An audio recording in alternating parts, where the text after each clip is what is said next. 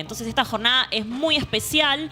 Vamos a hablar con los distintos actores del sistema universitario. Van a venir estudiantes de la FUR, va a venir una docente que además es investigadora del CONICET.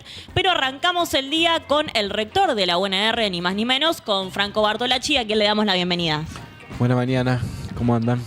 Bien, todo tranqui. Bienvenido, Bueno, Franco, acá. Gracias por hacerte el tiempo de venir. Un placer. Además me recibieron con mate, así que Sí. está muy bien. No el mejor mate, No, un buen mate. pero un buen mate en fin. Cualquier mate esta mañana de frío viene bien.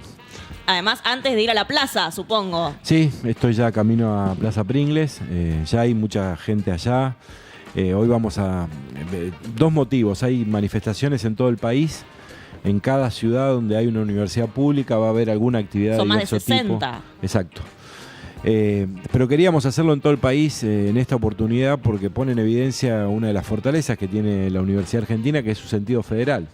No pasa en otras partes del mundo, así como no pasa que vos puedas estudiar sin ningún tipo de restricción, ser profesional, formarte con excelencia, no importa dónde hayas nacido, no importa dónde vivas, no importa cuál es tu situación.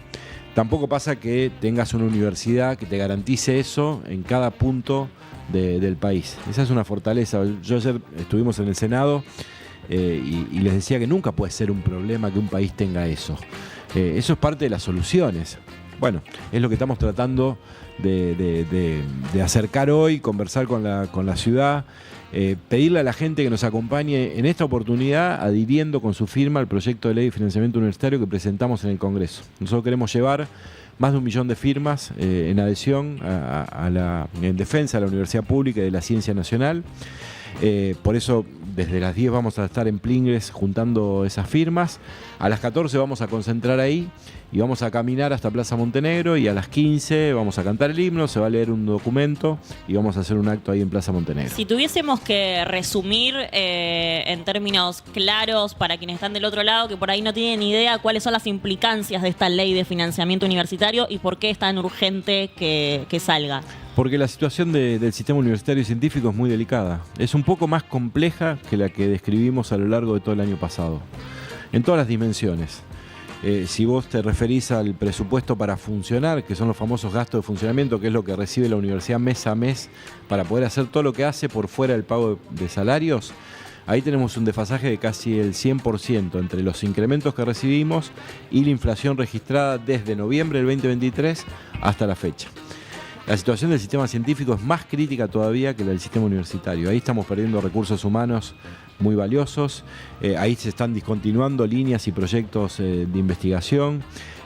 Prácticamente todas las líneas de financiamiento del sistema científico están paralizadas y el 70% de la ciencia de la Argentina se produce en las universidades públicas. No tenemos novedades respecto de las obras que están paralizadas, hay casi 100 obras que están paradas en todas las universidades del país. No tenemos novedades respecto al pedido que hicimos de actualización de los programas de asistencias a estudiantes universitarios, las becas que muchas veces son definitorias para que un estudiante pueda continuar su carrera. Se hicieron este año más estrictos los requisitos, que yo comparto eso como criterio, pero vos no lo podés pedir dedicación completa a alguien que solicite una beca cuando le das 35.000 pesos por mes. Y el tema más angustiante es la situación salarial de los trabajadores docentes y no docentes. Está realmente el desfasaje que se produjo, es brutal. El 80% del personal está percibiendo un salario por debajo de la línea de pobreza. Tenemos en todo el sistema entre el 4 y el 5% de docentes que ya renunciaron en el último año. En el caso de la Universidad de Rosario tuvimos 100 renuncias a lo largo del 2024 y solo en el primer semestre de este año llevamos un número similar. O sea que a este ritmo vamos a duplicar ese dato dramático que pone en evidencia el estado de situación. Yo a veces cuento un caso porque es más gráfico. Hablaba con un docente investigador de los más reconocidos que debe tener nuestra universidad. Tiene 22 años de antigüedad. Está al frente de una cátedra con un cargo de titular. Simple porque también hace tareas de investigación. Tiene postdoctorado en el exterior, reconocimiento en todas partes del mundo y cobra por mes 310.000 pesos. Entonces el punto es que es increíble que no podamos convenir en este país, que eso está mal. Que vos podés tener una situación económica delicada, pero tenés que establecer cuando hay escasez prioridades, decir, bueno, ¿qué resuelvo y qué no resuelvo? Resolver que quien tiene la responsabilidad de formar a los futuros profesionales de la nación tiene que cobrar dignamente, bueno, debería ser una prioridad. Eso es lo que plantea el proyecto de ley que presentamos en el Congreso. Sí, un consenso básico y que además contempla, digamos, porque los argumentos del gobierno son cuidar la macroeconomía, el déficit fiscal, todos esos argumentos también fueron contemplados, y recordemos que el proyecto fue redactado en esta ocasión por todos los rectores, por sectores de los sectores estudiantiles, sectores gremiales, digamos, toda la universidad pública entera participa de esta iniciativa. Así es, por eso decía que es responsable, primero porque busca la respuesta donde la tiene que buscar. El que tiene competencia en materia presupuestaria en una república es el Congreso de la Nación. Todos los problemas que yo describí derivan de no tener presupuesto aprobado, de tener presupuesto reconocido por segundo año consecutivo. Segundo, porque es responsable desde esta perspectiva, no compromete fiscalmente al Estado, establece una planificación incremental, decir, bueno, el 1,5% del PBI debería destinarse a educación. No lo queremos eso ahora, queremos proyectar eso hasta el 2031 y decimos de dónde salen los recursos sin comprometer fiscalmente al Estado. Y esperamos que eso pueda tener eco en el Congreso, para que ustedes tengan una idea. A veces hace mucha referencia, bueno, miremos los países desarrollados del mundo. Estados Unidos, España, Alemania, Israel, puedo seguir nombrando. Sin tener un sistema universitario público tan robusto como tiene la Argentina, destinan entre el 3 y el 5% de su PBI a educación superior y ciencia. Nosotros estamos destinando el 0,5%. No es que ellos son más generosos, no es que despilfarran los recursos, son más inteligentes porque saben que la sociedad del conocimiento, eso es importante. Y eso queremos para este país. Tema Congreso, ¿están en contacto con los legisladores santafesinos, por ejemplo? Así es, la jornada de hoy es para pedirle a los diputados, en este caso nosotros de Santa Fe, pero así vamos a hacer en todo el país, que den quórum en la sesión especial que está solicitada para el próximo 2 de julio. ¿Por qué es importante? Esa sesión en el temario, en el primer orden del día, establece el tratamiento de la Ley de Financiamiento Universitario. ¿Qué es lo que debería hacer el Congreso? Es emplazar a la Comisión de Hacienda y Educación para que puedan constituirse, dictaminar en torno al proyecto y que ese proyecto después llegue al recinto para su aprobación. Para eso, previamente, es importante que haya quórum el 2 de julio para que se pueda emplazar a esas comisiones, y estamos pidiendo a los diputados, en este caso de Santa Fe, que asistan y den quórum en esa sesión. Lo que hemos tenido en todo el país, todos los rectores y rectoras, es reuniones con los diputados y diputadas de cada provincia para solicitarles esto. Y tema el fantasma del veto, que sobrevuela la posibilidad de que esta ley finalmente se vuelva a aprobar, como pasó el año pasado, y que el presidente Javier Milei lo vete. ¿Qué perspectiva hay en ese sentido? Es muy probable. Acaba de vetar los fondos que el Congreso destinó para hacer frente a la inundación en Bahía Blanca. Y ya anunció que si toma alguna decisión el Congreso, va a hacer lo mismo respecto al Garrahan. Por lo tanto, no tengo ninguna duda de que quiera avanzar en la misma dirección con las universidades. Lo primero, una reflexión general: no funciona un país de esa manera. No se construye una nación de esa manera. Pero además de eso, aun cuando eso suceda, también hay que decir que el año pasado, entre la primera manifestación de abril y el veto presidencial que fue en noviembre, en el medio, por todo lo que hicimos, fuimos consiguiendo cosas, por supuesto insuficientes, que no resolvieron estructuralmente el problema, pero no tengan ninguna duda que si nosotros no hubiésemos conseguido esas cosas, no hubiésemos llegado hasta acá con la universidad abierta. Básicamente el 270% de incremento de la cuota de gasto de funcionamiento. Entonces, para algo sirve todo lo que hacemos. Lo que es insólito que uno tenga que hacer todo esto para conseguir lo obvio, que es garantizar un mínimo indispensable de presupuesto para funcionar y un salario digno a los trabajadores de la educación para que la universidad siga cumpliendo bien su misión. Mira, vos tenés una sola institución pública en el país, una sola, que tiene legitimidad, reconocimiento y prestigio. Lo dicen todos los estudios de opinión pública, que es la universidad pública.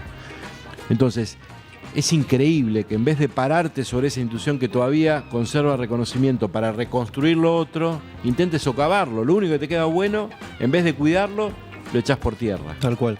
Franco, sí. Perdón, Gonzalo, no, sí, quería preguntar, ya que vamos a ponernos en la vereda de enfrente, entre quienes creen que la universidad es un gasto, quienes utilizaron mucho la palabra auditorías, ¿qué les dirías a quienes creen que la universidad pública no es sostenible, que es innecesaria o que incluso debe ser arancelada? Hay que preguntarle a los jóvenes que hoy están cursando en cada una de las universidades del país, que si no existiera la universidad pública no podrían estar haciéndolo. ¿Qué piensan respecto de eso? Ayer discutía con una senadora que decía, bueno, la tasa de graduación del sistema universitario público argentino no es buena. Por supuesto que no es buena. Yo le puedo contar todo lo que estamos haciendo para revertir esa situación. Ahora, lo que estoy seguro que no vamos a mejorar esa tasa con menos estudiantes adentro de la universidad. Claro. Entonces vos podés ir a un sistema de otra naturaleza, como es, por ejemplo, el sistema chileno. Ahora, el sistema chileno, primero que es excluyente, porque hay un montón de gente que no llega a la universidad, y segundo que los que llegan se endeudan para toda la vida. Porque tienen, como en Estados Unidos, que sacar un crédito para pagar la universidad que después pagan durante toda su vida. Entonces, vos decías en la introducción, y yo suscribo 100%, no es que todo funciona bien. La mía no es una defensa condescendiente de la universidad pública. Yo te diría más. Si me corres, yo creo que a la universidad hay que dar la vuelta. En muchos aspectos hay que hacerla de nuevo. Pero es sobre la base de lo bueno que tenemos construido. No desandando eso. Y después, respecto al tema de la auditoría, que está bien que lo preguntes, porque es recurrente, no hay punto de discusión al respecto. No hay ente público más auditado que las universidades nacionales. Y está bien que sea así. Y si quieren poner 100 auditorías más, que las pongan. No hay ningún rechazo a eso. Entonces, no hay discusión respecto de ese tema. Despejémoslo, porque si no siempre es como que volvemos para atrás. Despejado esto, bueno, vayamos a resolver lo importante. Tal cual. Hablabas de cómo la universidad es de las instituciones con más legitimidad en la sociedad, y en la marcha del año pasado quizás fue la marcha más masiva desde que asumió el gobierno. ¿Por qué pensás que la sociedad tiene un repudio tan fuerte, particularmente con este ajuste en particular? Porque está en el ADN de la nación. La educación pública y la universidad pública. De Sarmiento para acá, la columna vertebral de la Argentina es la educación pública que iguala y nos hace libres. Si hay algo que nos hace libres, es la educación pública. Y la universidad pública, este sistema tan particular que supo construir el país, está en el ADN. Yo lo he contado muchas veces. Y hoy lo digo un poco más emocionado porque vengo a visitar a mi viejo, que lo tengo internado acá en Rosario. Yo soy nieto de abuelos analfabetos. Soy hijo de un padre inmigrante. Mi hijo no nació acá, nació en Italia y se vino muy chiquito con mis abuelos. Se vinieron sin nada, literalmente sin nada. Yo tengo un baúl de madera en mi casa, son 3 los que trajeron, 1 para cada nieto, nos dejó mi abuelo, hecho artesanalmente. Eso fue lo único con lo que vinieron. Y yo pude ser profesional y rector de una universidad tan prestigiosa como la de Rosario, pero no tengas ninguna duda porque existe la Universidad Pública Argentina como mi historia. La Universidad Argentina, por ese formato que habilita que cada quien que quiera pueda habitarla, le ha transformado la vida a un montón de gente. Fue una herramienta de movilidad social ascendente extraordinaria. Entonces no hay que desarmar lo bueno que tenés. Hay que corregir muchas cosas, no tengan ninguna duda. Y es lo que estamos haciendo todos los días, a pesar de todos los pesares que estamos transitando. Pensaba si, para ponerle, porque a veces funciona más a la hora de hablarle a la gente, historias particulares, si recordás alguna historia de un estudiante que te haya conmovido en tus años como rector, alguna anécdota, algo como para ponerle también rostro y historia a esas trayectorias. Mides, porque además nosotros pusimos en marcha algunas cosas, algunos programas que son maravillosos. De todas formas, lo que me moviliza siempre mucho, yo suelo, en general los viernes, cuando termino muy tarde, suelo dedicarle ese tiempo a firmar los diplomas de la semana. Vos sabés que me produce algo muy fuerte cuando estoy con la lapicera frente al diploma, porque detrás de eso que parece tan simple, que es un papel, acredita no solo que alguien se formó como profesional, sino el esfuerzo que esa persona hizo, el esfuerzo que hicieron las familias para que eso pueda efectivamente suceder. Hay un montón de cosas que pasan detrás de ese papel que está de manera tan simple escrito en una historia. Pero nosotros pusimos en marcha una secundaria virtual. Hay mucha gente que no había terminado el secundario, que lo está terminando la propuesta virtual de la universidad. Todas las historias que escriben ahí son extraordinarias. Pusimos en marcha una escuela de oficio. Hay mucha gente que consiguió laburo por el curso que pudo hacer en la universidad o que creció en el laburo en el que estaba porque se perfeccionó en esos cursos. La Universidad de Rosario tenía 3 escuelas preuniversitarias, hoy tiene 7, las últimas 4 en estos últimos años. Y no solo en Rosario, la de sociales se creó en Rosario, pero después hicimos una en el Trébol, que es el centro oeste de la provincia de Santa Fe, otra en Puerto San Martín y otra en General Lagos. Esos pibes, no solo de esas localidades, sino localidades aledañas, hoy tienen la posibilidad de acceder a algo que antes no tenían, que es formación pública de excelencia, con los estándares que ofrece las preuniversitarias de una universidad como la nuestra. Y un programa que es extraordinario, que es el Regresar. Fuimos a buscar a gente que había dejado, en esto de intentar modificar la tasa de graduación, había mucha gente que había dejado en el tramo final de su carrera, por diversas razones, porque a veces la vida te lleva por otros lugares. Y es extraordinario lo que se produjo ahí. Tenemos más de 120 graduados, gente que volvió y terminó su carrera. Y el otro día fue la primera de medicina. Una chica que había dejado cuando quedó embarazada de mellizas hace 15 años. Y fue extraordinario porque fue a rendir la última materia con las 2 hijas de 15 años. Y las fotos están las 3. Bueno, esas cosas produce la universidad pública, que a veces, yo te agradezco la pregunta porque son difíciles de contar. La cantidad de gente de estos programas que me para y me dice, a mí la universidad me cambió la vida. Me cambió la vida.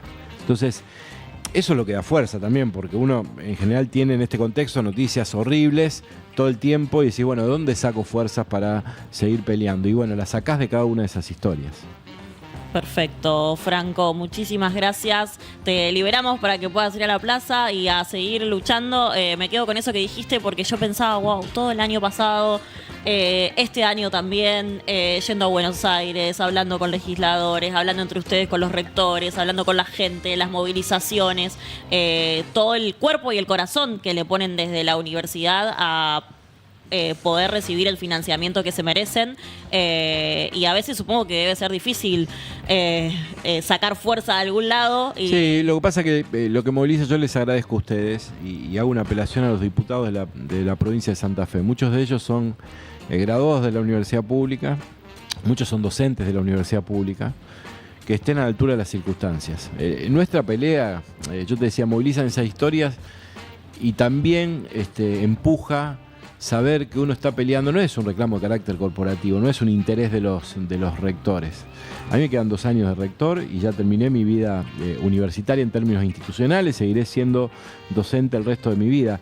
Ahora, la pelea es para que las generaciones que vienen, no importa cuándo, tengan la posibilidad de acceder al mismo derecho que tuvimos nosotros. Si yo puedo, emocionado, contar mi historia personal que me transformó y me cambió, yo quiero que mucha otra gente también pueda contarla. Entonces a esos diputados también le pido que piensen cuando tienen que decidir dar quórum, cuando tienen que votar una ley, de dónde vienen, por dónde pasaron, qué significó eso para su vida y por qué es importante que otra gente tenga la posibilidad también de hacer ese camino.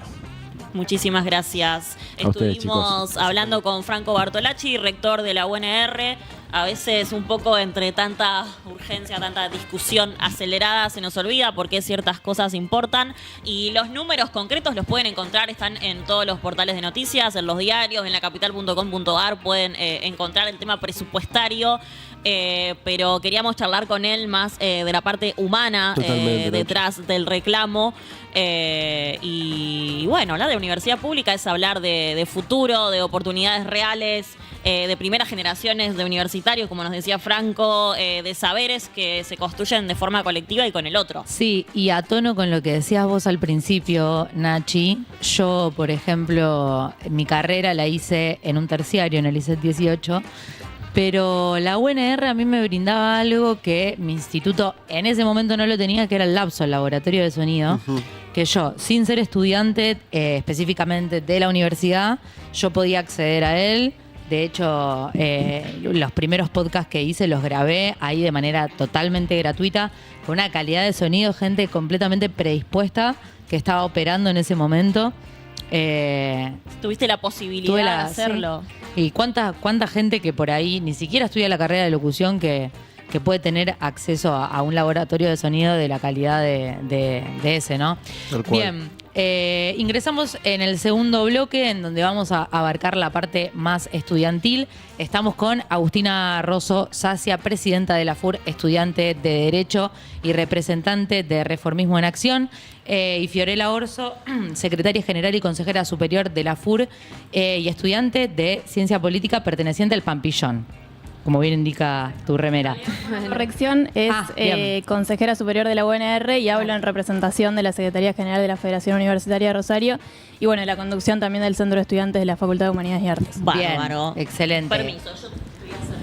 Dale. Chicas, bienvenidas a Carlito y Monumento. Primero me gustaría iniciar preguntándole, ¿hace cuánto que forman parte de la FUR ustedes? Yo hace agosto del año pasado que fui electa como presidenta y bueno, ahora hasta agosto de este año interpreto, vamos a ver cuándo se hace el recambio de autoridades, pero dura un año el mandato. Bien, Bueno, yo milito hace bastante tiempo ya en mi agrupación, en el Pampillón hace 6 años y bueno, es la Secretaría General de la Federación Universitaria de Rosario, la tenemos desde el 2022. bien. ¿Cómo es la realidad del estudiantado universitario al día de hoy y en qué los afecta directamente el desfinanciamiento de las universidades? Bueno, medio que vamos a responder entre las dos un poco y un poco. Sí, claro. La realidad es que hoy, digamos, el estudiantado ve muy de cerca todo este conflicto universitario. Bueno, ahora estamos con el tema de la junta de firmas y todo para la ley de financiamiento, que algo estuvo comentando Franco recién. Y creo que lo que más afecta y termina como directamente impactando en el estudiantado tiene que ver con las becas estudiantiles. Nosotros hoy tenemos becas que son a nivel nacional, como es la Progresar, por ejemplo, que es una beca muy conocida, que está congelada en 35.000 pesos. Ya sabemos que hoy 35.000 pesos no son nada, con todos los gastos que tiene un estudiante para mantenerse, por ejemplo, en una ciudad. Yo vengo del interior y vivir acá en Rosario, la verdad que no es nada barato. Y después también una realidad que vamos atravesando que tiene que ver con las becas propias de la universidad, que si bien nosotros hoy se han sostenido casi todas las becas estudiantiles que proporciona la UNR, con esto del financiamiento y que cada vez hay menos presupuesto para la universidad, obviamente que eso va a ser lo más difícil, por más que sea lo prioritario hoy en día para la gestión de la universidad, va a ser muy difícil poder seguir sosteniéndolo y la verdad es que hoy los estudiantes son muchos los que acceden a las becas y principalmente yo siempre lo marco con el tema de comedores universitarios. Nosotros hoy accedemos a la comida que es el desayuno, el almuerzo, la merienda y la cena, o sea, las 4 comidas, por un precio muy económico y bueno, y eso obviamente también va impactando esto de no tener presupuesto con respecto a las becas que se dan con los comedores. Sí, me parece que también que el daño que están sufriendo hoy las universidades públicas, que es por la falta de presupuesto, por el agosto presupuestario, me parece que la idea de presupuesto muchas veces queda como una cosa medio abstracta, pero que tiene una realidad material muy concreta, que tiene que ver con esto, con las becas estudiantiles, con la posibilidad de ampliación o no de esas becas estudiantiles, como son los comedores, como son las residencias estudiantiles, como son un montón de políticas de permanencia que hoy existen en la universidad. Y como son también, digo, lo que atañe al presupuesto universitario también son los salarios docentes y no docentes, que hoy se encuentran por debajo de la línea de pobreza, y que eso también hace que la universidad no funcione como debería, porque estamos en un contexto de crisis generalizada muy grande. Digo, hay paros docentes y no docentes muy seguido, con razón, y son justos, digamos, en eso, porque bueno, hoy los docentes están cobrando por debajo de la línea de pobreza y eso es una situación muy crítica y que afecta, me parece, al día a día, y hay que poder hacer también este traspaso entre la idea abstracta del presupuesto y las condiciones y la realidad material que eso significa. Y bueno, me parece que para los estudiantes también no solo hablar del presupuesto es una realidad, sino también poder hablar de la realidad en la que vivimos. Hoy lamentablemente sostenerse y poder acceder a la universidad pública viene siendo un privilegio, poder sostenerse en la carrera, poder egresarse, poder ingresar, porque las condiciones también de lo que sale sostenerse en una carrera viene siendo muy complicada. Hoy, digo, hablar de presupuesto también es hablar de un proyecto que presentamos hace un tiempo desde nuestra agrupación, que es un proyecto para que exista un dispositivo de salud mental en la Universidad de Rosario. Eso sin presupuesto no podría ser. Es un proyecto que presentamos en el 2022, que fue aprobado, que se presupuestó en el 2023 y que busca hacer una respuesta parcial, porque es un problema mucho más grande y que excede a la universidad, a un problema estructural que viene teniendo la sociedad en general, pero en particular nuestra generación, que es el acceso a la vivienda, el acceso a la salud, la posibilidad de llegar a fin de mes, la posibilidad de tener un trabajo no precarizado y digno, y que bueno, que atenta a la salud mental de nuestra sociedad en general y bueno, de los estudiantes en particular. ¿Cómo se las ingenian, por ejemplo, no sé, pienso en las fotocopias, en comer, en el alquiler, si, no sé, suman más gente a las viviendas? ¿De qué manera impacta esta falta de becas en la realidad de ustedes como estudiantes? Y la realidad es que hoy, dentro de cada una de las facultades, bueno, además del acompañamiento de las becas de la UNR, por lo general hay muchos centros de estudiantes que tienen becas para estudiantes en lo que es fotocopiadora, por ejemplo. Y después, bueno, el tema de la vivienda, lo que se ha visto mucho en el último tiempo es esto de la habitación compartida, digamos, o sea, alquilar un departamento entre varios compañeros, que antes por ahí había más gente que vivía sola, bueno, hoy ya está ese compartir el gasto. Después, bueno, relacionado con lo que decía Fiorella recién, también, o sea, nosotros tenemos carreras dentro de la universidad que son mucho más costosas, o sea, ejemplo, caso de arquitectura, con todo lo que es maquetas y demás, odontología, o sea, todo lo que es material para cada una de las carreras, también conlleva un costo bastante amplio y bueno, obviamente desde la federación también tratar de acompañar eso. Nosotros hace un año venimos trabajando un proyecto que se llama Comunidad FUR, que básicamente lo que tiene es descuentos y beneficios para estudiantes en distintos locales de la ciudad de Rosario. Hoy tenemos más de 100 locales adheridos y muchos están relacionados directamente con las carreras. Por ejemplo, no sé, el plotter de la Facultad de Arquitectura, 29 BIS, que es una librería técnica, como distintos que están relacionados y que les permiten a los estudiantes acceder a ese descuento para poder, digamos, sobrellevar la carrera, que no es nada fácil económicamente. Chicas, ¿mermó la militancia adentro de la Facu? ¿Cómo lo ven eso? Yo no sé si hay como una cuestión de mermar la militancia. Sí creo que hemos tenido que readaptar la militancia en muchos aspectos, porque hoy el sujeto pedagógico que está en la universidad no es el mismo que estaba hace 10 años atrás, donde muchos tenían la posibilidad de que sus padres los mantengan acá en Rosario y todo, sino que hoy tenemos muchos estudiantes que, por ejemplo, trabajan, que tienen distintos horarios, y en eso creo que hubo una readaptación también de la militancia a la manera de militar, a cuánto tiempo estar en la facultad, a cómo redistribuir ese tiempo, a las actividades que se hacen. Bueno, después de la pandemia, obviamente, esto de la adaptación de las actividades de manera virtual, digamos, como que hubo mucho cambio en ese sentido con respecto a la militancia. No sé si una cuestión de mermar la militancia. Claro. O sea, yo conozco muchas organizaciones que tienen muchísimos militantes y que creo que tiene que ver con eso, con poder readaptarse y rediscutir la manera de militar dentro ¿Vos de la qué facultad. opinás, Fiorella? ¿Qué lectura haces? Y yo creo que desde el año pasado hubo un antes y un después para la política universitaria en general. Creo que hay algo que ocasionó Milei, que generó Milei, que me parece que es que esa generación de cristal, que era nuestra generación, me parece que hoy ese cristal se está rompiendo y que estamos dando lugar a una cosa mucho más fuerte que está emergiendo. Una generación que está dispuesta a dejar la vida y el cuerpo por este país, por las causas justas. Y me parece que eso el año pasado se vio mucho en la militancia universitaria. Cuando logramos las movilizaciones más masivas en las últimas décadas, tanto el 23 de abril como el 2 de octubre, y distintas instancias en acompañamiento a la universidad pública, hay una legitimidad social muy grande hacia la universidad.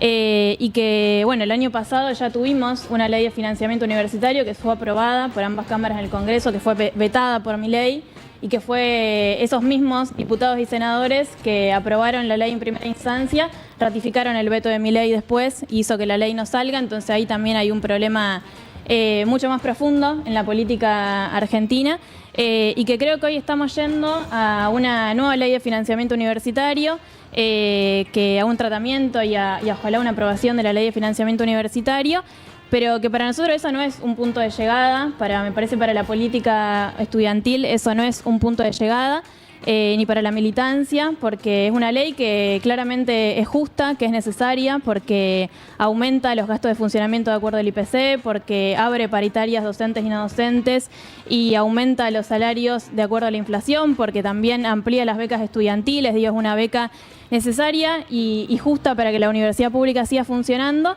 pero que permite un despegue de la universidad pública, pero que no es un punto de llegada, porque creo que para nosotros pensar que esa ley de financiamiento es un punto de llegada sería un error, porque nosotros no queremos volver a la universidad pública que había, si se quiere, desde antes de diciembre del 2023, desde antes del ahogo presupuestario, porque creemos que la universidad pública es una de las pocas cosas que quedan en nuestro país para lograr la igualdad y la justicia social, pero que eso hoy no llega a todo el mundo. Hoy no todo el mundo llega a la universidad pública, no todo el mundo puede acceder, y no todo el mundo tampoco puede permanecer por esto mismo de los costos que conlleva la universidad pública.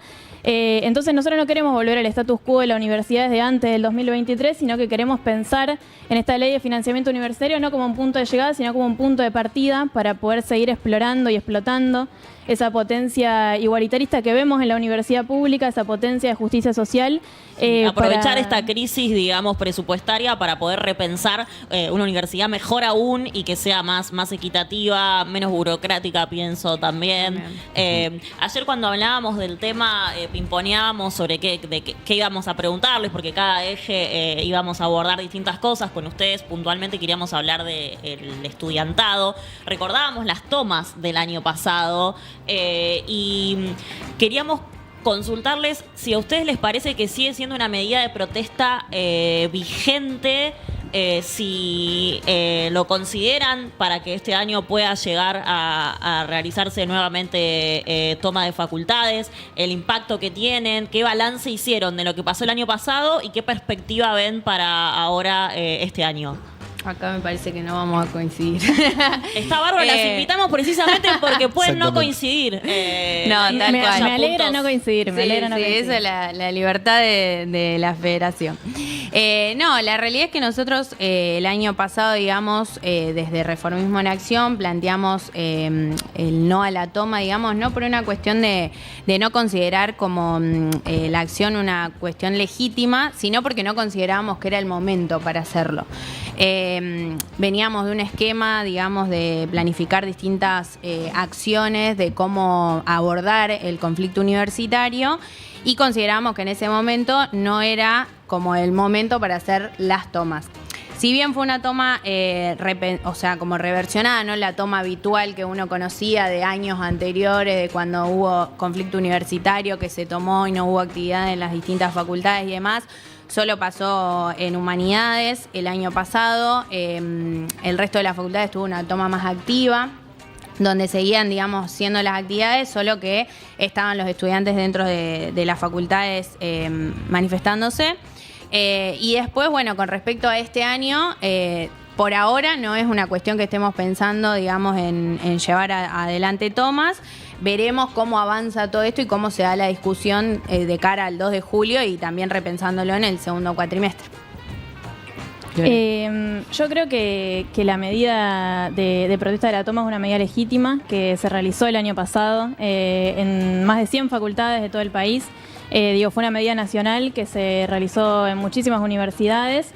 Y que creo que hoy no es posible pensar una resolución del conflicto universitario solamente por arriba, es decir, en la Cámara de Diputados, de Senadores, con la aprobación de la Ley de Financiamiento Universitario. No es posible, me parece, resolver el conflicto universitario de esa forma, sino que es necesario también, como nos lo demuestra la historia y como nos lo demuestra en particular la historia de nuestro país, la movilización popular y el involucramiento de la sociedad y de los estudiantes en particular en las causas que están siendo atacadas hoy, me parece. Y bueno, eso demostramos el año pasado, la comunidad universitaria en general demostró el año pasado que no está dispuesta a ceder frente a la posibilidad de que no exista más la universidad pública como la conocemos.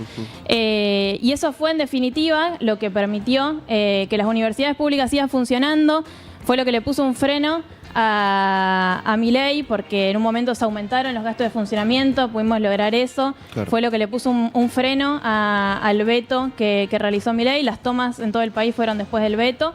Y que hoy sienta un precedente para esta nueva ley de financiamiento universitario, de que si se veta nuevamente, si los senadores y los diputados no la aprueban, o si vuelven a ratificar ese veto, la comunidad universitaria está dispuesta a dejar la vida, su militancia, en defender la universidad pública. Me parece que eso fue lo que demostramos el año pasado, que las tomas sirvieron, que la lucha estudiantil sirvió y que hoy arrancamos un nuevo año con un balance muy bueno de la lucha del año pasado que permitió que emerja esto, una nueva generación con un coraje muy fuerte para pelear por lo que es justo. Y que hoy nos ubica en otro escenario. Y me parece que eso es lo más importante de todo. Digo, hoy, por ejemplo, una de las diputadas provinciales de Santa Fe, Figueroa Casas, que bueno, fue candidata a la constituyente, que va a reformar nuestra constitución en Santa Fe. El año pasado votó a favor del veto de Milei, o sea, ratificó el veto de Milei. Y claramente hay un problema de la política por arriba, hay un problema de que se entienda la política no ya como un medio para la felicidad del pueblo, sino como un fin en sí mismo, para enriquecerse cada vez más. Y bueno, ahí hay un problema y hoy ese problema no se va a resolver por arriba, sino que se vamos a resolver por abajo con la movilización popular. Totalmente. A ustedes que habitan realmente las facultades, les quería preguntar, cuando se habla de que el ajuste impacta fuertemente en el funcionamiento de la universidad, en la infraestructura de la universidad, ¿qué significa esto? ¿Qué ejemplos se le ocurren a ustedes en las facultades que habitan? Y yo creo que hay que transitar la facultad y lo vas a ver, digamos. La cuestión de infraestructura, si bien hay muchas obras que se hicieron con presupuesto propio de la universidad, bueno, yo vengo de Derecho, que parece, digamos, una utopía hablar de que no hay obra, porque realmente se está por inaugurar una obra que fue una gran obra dentro de esta gestión de la universidad. Pero la realidad es que hoy tenemos muchas cuestiones, esto que decía antes Fiorella, de, bueno, la cuestión del salario, cómo impacta directamente. O sea, nosotros hoy, seguro Luz también lo va a nombrar después, tenemos muchos docentes que se están yendo de la universidad porque obviamente no pueden comer con el salario que tiene un docente universitario. Los no docentes están atravesando la misma situación.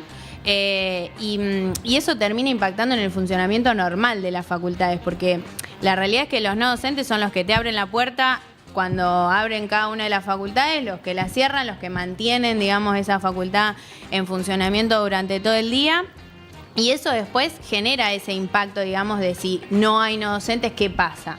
Y con respecto a las obras termina sucediendo lo mismo. Hoy tenemos muchas facultades que tienen problemas estructurales. La mayoría de las facultades son edificios que son muy viejos, que obviamente tienen, digamos, algunas cuestiones que son propias de esas infraestructuras de hace muchísimos años y que tienen que ser atendidos para que, o sea, uno pueda transitar esas facultades de manera normal, digamos, pueda cursar en un aula, no se le venga el techo abajo, digamos, esas cuestiones que hoy tienen que resolverse en muchas facultades porque todavía no hay ese presupuesto para poder resolverlo. Bien. ¿Querés responder? No, me parece que sobre eso... Bien, excelente. Buenísimo. Bueno, y última para ir cerrando, ¿cuál es el plan de lucha de la FUR de acá para adelante?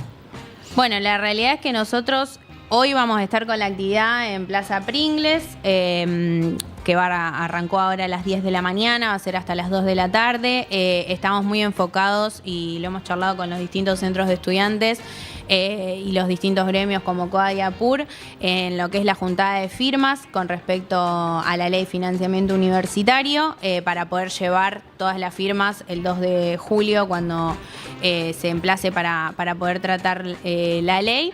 Y después, bueno, vamos a tener la marcha universitaria que va a ser a las 2 de la tarde, desde Plaza Pringles hasta Plaza Montenegro, con un acto de cierre. Y después de acá en más, también, digamos, pensado en cada una de las facultades y distintas actividades que se van haciendo, digamos, que tienen que ver, por ejemplo, con clases públicas, algunos ya están planificando, el tema, digamos, de la juntada de firmas en cada una de las facultades que sigue vigente, que se estuvo haciendo durante todo este tiempo. Y bueno, repensar, digamos, de acá al segundo cuatrimestre también qué acciones vamos a llevar a cabo, porque bueno, obviamente ahora merma un poco la cantidad de gente dentro de las facultades porque ya estamos en época de exámenes, pero bueno, después de las vacaciones vamos a arrancar con todo seguramente planificando el segundo cuatrimestre. Bien. Sí, además de lo de hoy, me parece que también es importante que podamos plantearnos la necesidad de generar un camino, que fue un poco lo que hicimos el año pasado, hacia el tratamiento y bueno, hacia la, si se quiere, aprobación de la ley de financiamiento universitario, que va a ser, creo, en unos meses. Que podamos intentar involucrar todo lo que se pueda a la comunidad universitaria, a los estudiantes, a partir de de métodos que también usamos el año pasado, que son las asambleas, que son las clases públicas, que son las reuniones abiertas, que son las instancias de encuentro y organización de los estudiantes, para poder llegar a esa aprobación de la ley de financiamiento universitario con la mayor movilización posible de los estudiantes para eso. Y creo que también hay algo muy importante que no quiero dejar de mencionar, que tiene que ver con que hoy no podemos pensar el problema presupuestario de las universidades solo como un problema hacia las universidades. Digo, hoy mi ley no tiene una fijación solo con las universidades, hay un ataque constante y permanente a un montón de cosas de nuestra sociedad que hacen a lo popular de nuestro país. Hoy están siendo atacadas las instituciones públicas que le ganan a lo privado. Digo, el Garrahan, que es el hospital pediatra más importante de América Latina, es el principal atacado también. Las universidades públicas, que son el prestigio de nuestro país, son de lo más atacado en nuestro país. El CONICET también, que es el polo científico y tecnológico de nuestro país, muy prestigioso, está siendo atacado. Es decir, está siendo atacado lo público, que funciona mejor que lo privado. Y bueno, me parece que en eso no tenemos que encerrarnos solo en la lucha de la universidad, y creo que los estudiantes en el último tiempo venimos demostrando que la lucha por la universidad pública no es solo por la universidad pública. Digo, hace algunas semanas nos venimos movilizando en contra de la degradación de la democracia, con lo que significó el fallo de la Corte Suprema de Justicia que proscribió a Cristina. Los estudiantes nos movilizamos muchísimo a lo largo y a lo ancho de todo el país. Hubo tomas también en distintas facultades, hubo asambleas, hubo movilizaciones muy grandes, y me parece que eso es una tarea y también un ejemplo que venimos dando a los estudiantes de poder unir las luchas. Creo que eso es lo más importante. Porque el presupuesto no es solo que le falta hacia las universidades, sino que falta hacia un montón de lados, hacia la salud, hacia los problemas sociales, hacia las mujeres y las disidencias, hacia un montón de cuestiones que hoy vienen siendo atacadas, y que me parece que bueno, otra vez la historia de nuestro país nos demuestra que los estudiantes no luchamos solamente por lo nuestro, sino también por un montón de cosas que hacen a la sociedad, como lo demuestra el Cordobazo, el Rosariazo en el 2001, la lucha por la educación pública con Macri, etc. Gracias por venir, chicas, las liberamos. Gracias a ustedes. A ustedes. Muchas gracias. Estuvimos conversando con Agustina Rosso Sacia y Fiorella Orso, ellas forman parte de la FUR. Y seguimos en esta cobertura especial, en este día de marcha universitaria.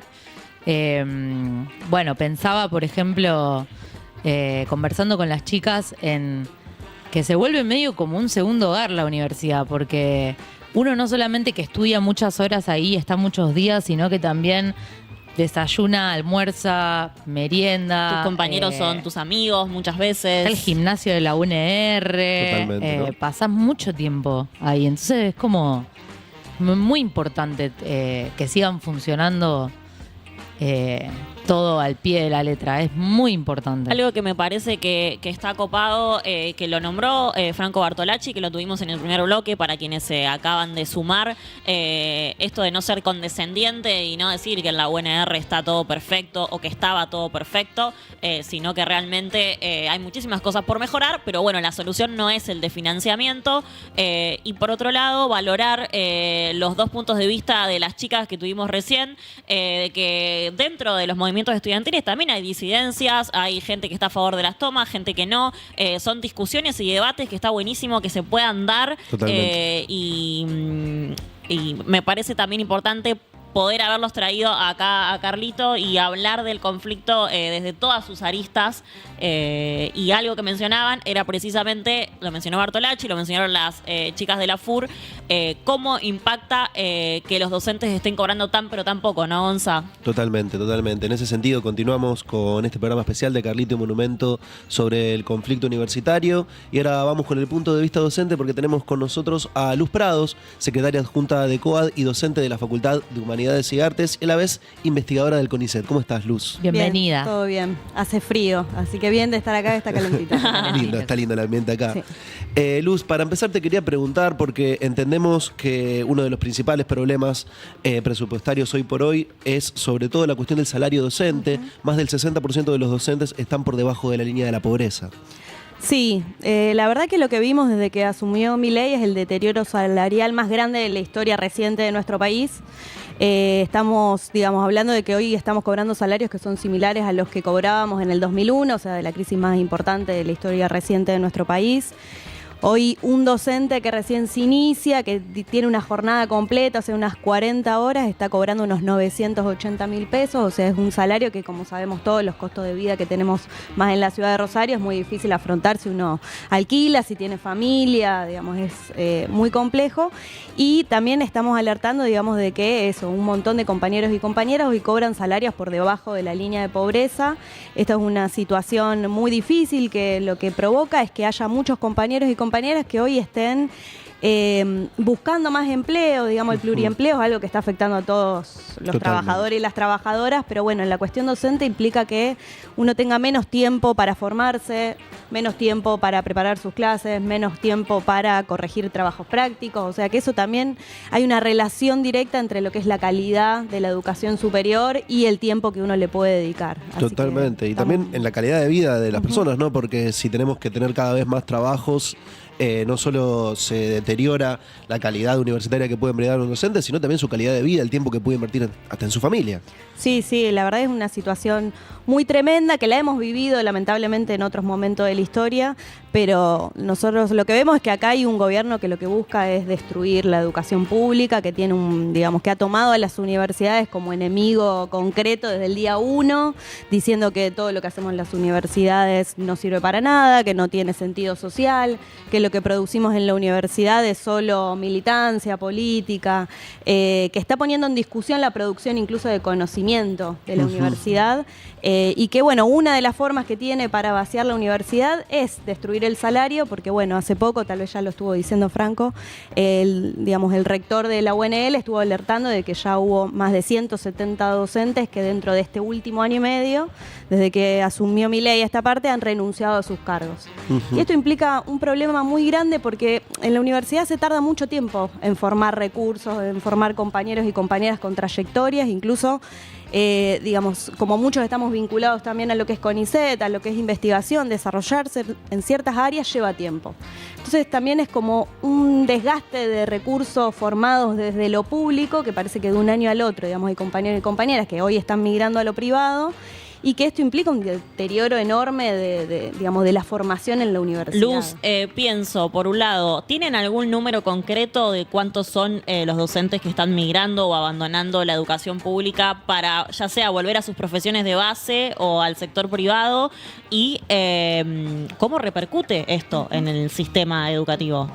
Sí, no tenemos datos de Rosario. Nosotros intentamos, pero a veces es difícil porque las licencias que se toman los docentes pueden ser por distintas causas, las renuncias también.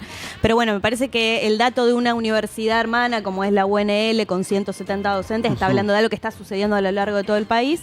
Y hace poco en la conferencia de prensa, digamos, que dio el CIN, también se estaba hablando de un número muy importante en todo el país. O sea que estamos hablando de muchos compañeros y compañeras docentes.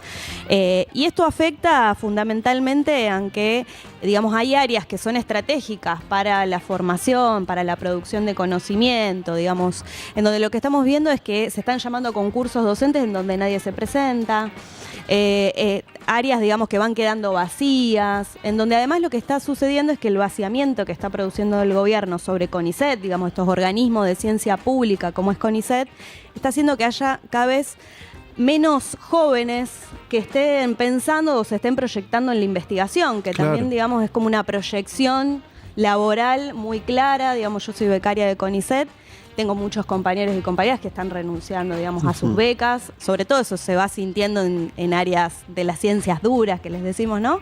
Y esto va afectando en que, digamos, si no lo hace CONICET y si la universidad pública no se desarrolla en áreas que tienen que ver con lo social, con problemáticas sociales, que tenga que ver con problemáticas de justicia social, de inclusión, esos espacios quedan vacantes porque no lo van a hacer los organismos privados. Entonces, Totalmente. hay algo que que se está visualizando en este vaciamiento hacia las universidades y los organismos de ciencia, que tiene que ver con un corrimiento de las áreas estratégicas de desarrollo de nuestro país. Me parece que ahí es importante, y lo escuchaba Franco cuando lo decía, de que si nosotros no podemos visualizar que en la universidad, hoy defender a la universidad pública no tiene que ver solo con defender a la comunidad universitaria, sino defender las posibilidades de tener un futuro con desarrollo propio, digamos. Tal cual, en ese sentido también lo hablábamos con Franco cuando hablábamos de cómo la sociedad en su conjunto acompañó, porque también hay algo de la posibilidad de mejora, de la movilidad social ascendente,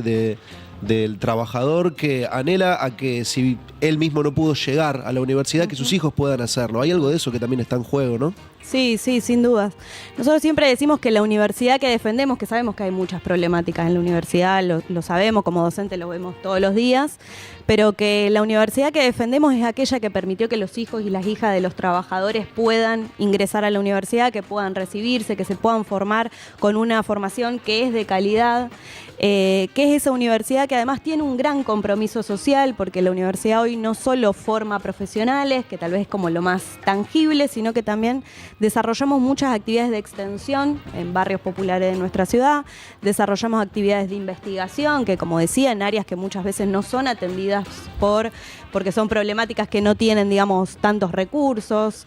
Entonces esa es la universidad que defendemos, la que tiene un fuerte compromiso social e incluso que está comprometida con las luchas sociales. Algo que también desde la COAT siempre nos gusta decir es que la universidad sola no se va a salvar. Entendemos que hoy estamos luchando para que salga la ley de financiamiento y nos parece una herramienta fundamental para poder generar previsibilidad en el sistema universitario, pero realmente un país en donde solamente apruebe una ley de financiamiento, pero que no apruebe un aumento para los jubilados, que no aumente las prestaciones para las personas con discapacidad, digamos, entendemos que nuestro lugar es con todas esas luchas sociales y que la única forma de lograr y defender a la universidad es unir esta lucha por la universidad con todas las otras luchas sociales.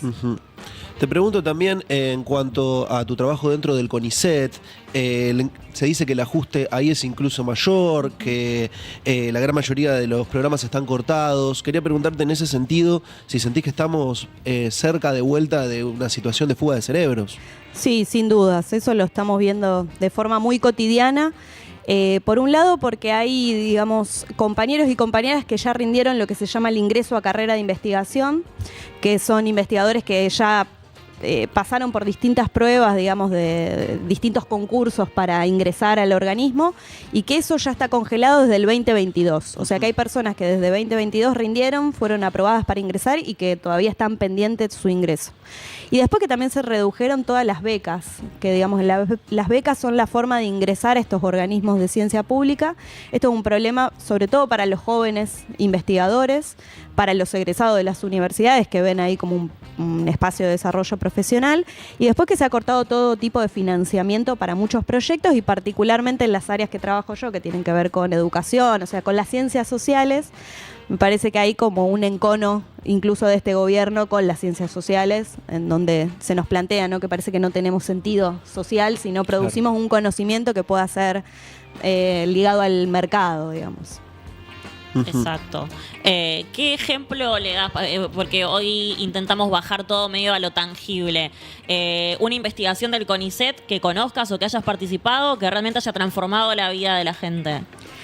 Y hay muchas, digamos, tenemos compañeras que, por ejemplo, están trabajando en todo lo que es el desarrollo de agua potable en la ciudad. Me parece que eso es algo muy tangible, que se realiza en vinculación entre la universidad y CONICET, que también incluso se organiza con organismos públicos, digamos, como ASA, y que ahí me parece que es algo muy tangible de cómo la universidad y investigaciones ligadas al CONICET llegan a la vida cotidiana.